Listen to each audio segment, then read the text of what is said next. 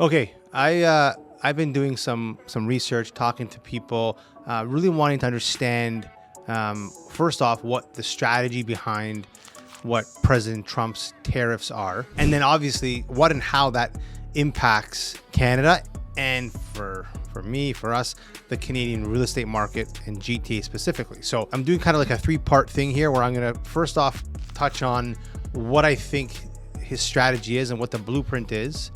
And then I'm going to do two other videos, one on the short-term impacts on Canada and the GTA real estate market, and then one on the long-term impacts. Okay, so this is number one. So when this started, I kind of thought, well, is this just negotiation?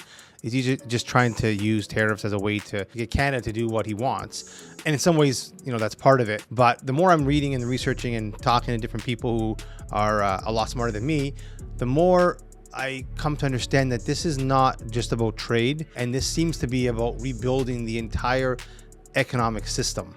Okay. And here's what I've found to be, I guess, his game plan. So number one, he is using tariffs as leverage.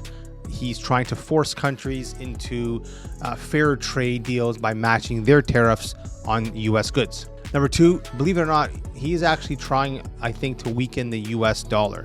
He wants to make American manufacturing more competitive by lowering the dollar's value. Number three, he is punishing unfair trade practices. He's targeting countries with VAT systems, so that's value-added tax systems like the EU, and those that are engaging in currency manipulation. Number four, he is tying trade to defense, and we've seen this in Canada where he's using, the US military support as a bargaining chip for better trade deals. Number five, he's trying to reshape the global supply chains, pushing companies to move production back to the US instead of relying on China. The goal here, I think, is to shift global trade power back to the US, boost domestic jobs and manufacturing, and make foreign nations pay more for access to the American market. Now, what's the risk? Higher prices, trade wars, and economic uncertainty for businesses and consumers, right? We see that right now as we speak because people are more hesitant to spend and to invest when they're unsure of what's happening,